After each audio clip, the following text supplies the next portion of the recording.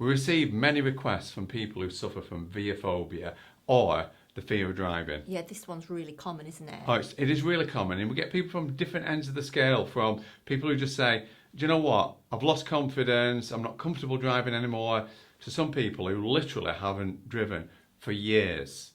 Well, wherever you are on that scale, we'd like to help you. Yeah, because we find that a lot of people with any phobia, but you adapt your life to accommodate the phobia, and that's not right. So what we'd like to do is share our top 10 driving tips, because what we really want for you is to regain your freedom and independence that driving will provide you with.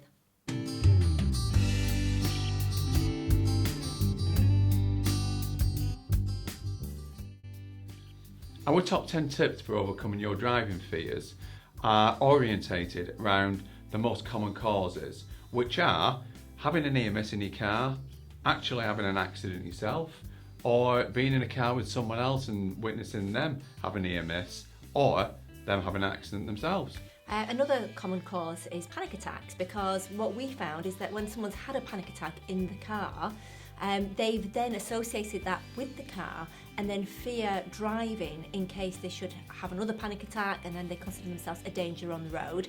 And then a culmination of all those things is a loss of confidence and lack of self-belief in their ability to then be able to drive.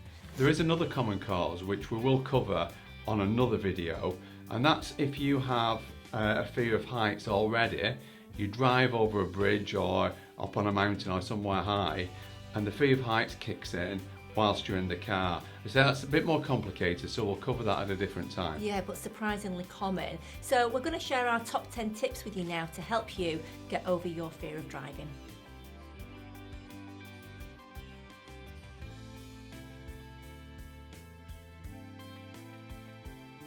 So the first step we'd like you to consider is some statistics. And what I mean by that is, if you passed your driving test when you were 17, and let's say that you're now 45, even if you only went to one destination per day minimum, so that's a journey there and back, over those 28 years, that would equate to 20,440 journeys. So consider, is it better to consider those 20,440 safe trips, or just one that happened to go wrong? You see, obviously you've got to, depending on your age, you've got to look at that time difference, but ultimately one bad experience does not define the rest of your life.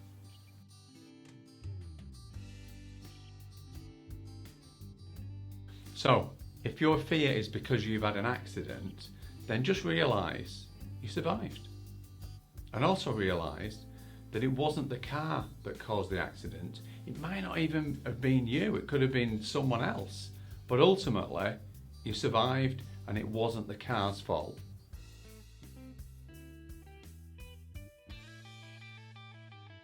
Consider an analogy. If you've ever been cutting bread with a sharp knife and cut your finger, does that mean that you stop using knives? You see, you don't blame the knife, you realise that it was just one accident.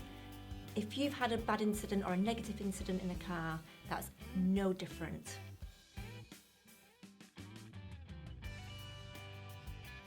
Just consider, what is a car's job? It's a way of getting from A to B.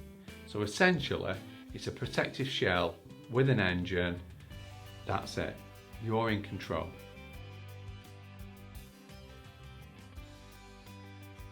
If your fear of driving is due to having had a panic attack in the car, then take a look on this channel at our panic attack video that will help.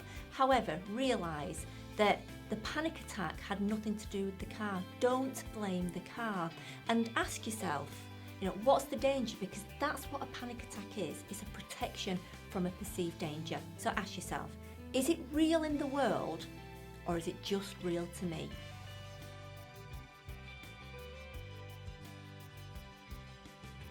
If you've lost confidence in your driving abilities, ask yourself, how did you get a licence in the first place? You sat a test.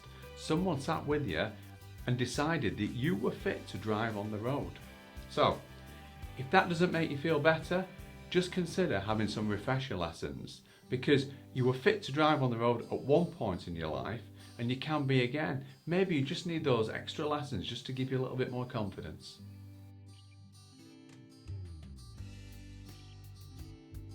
See yourself driving confidently in your mind's eye. By doing that and seeing yourself over and over driving with confidence, that's like having a rehearsal, and it helps to build your self-esteem and confidence in driving.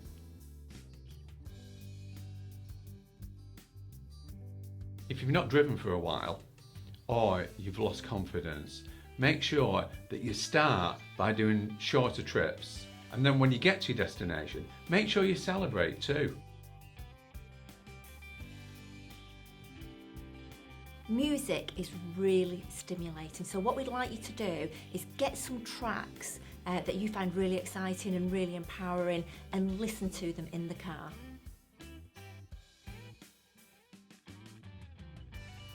Don't put yourself under pressure. If you feel better taking your first small trips on your own, then do that. If you feel better having someone with you to talk to, do that as well. But don't do anything that will make you feel more pressure than you need. That's our 10 tips to help you with your fear of driving. We really want you to get over this, so we'd like you to write those 10 tips down, because by doing that, they'll make more sense, you'll retain more of them, and then read them in the car. We'd also like you to just consider that your driving instructor, before you passed your test, believed in you. The examiner that passed you believed in you. Your family believed in you. The passengers that you've had over the years before you had the fear believed in you, and we believe in you. So we'd just like to say thank you so much for listening. We really hope this has helped, and happy driving.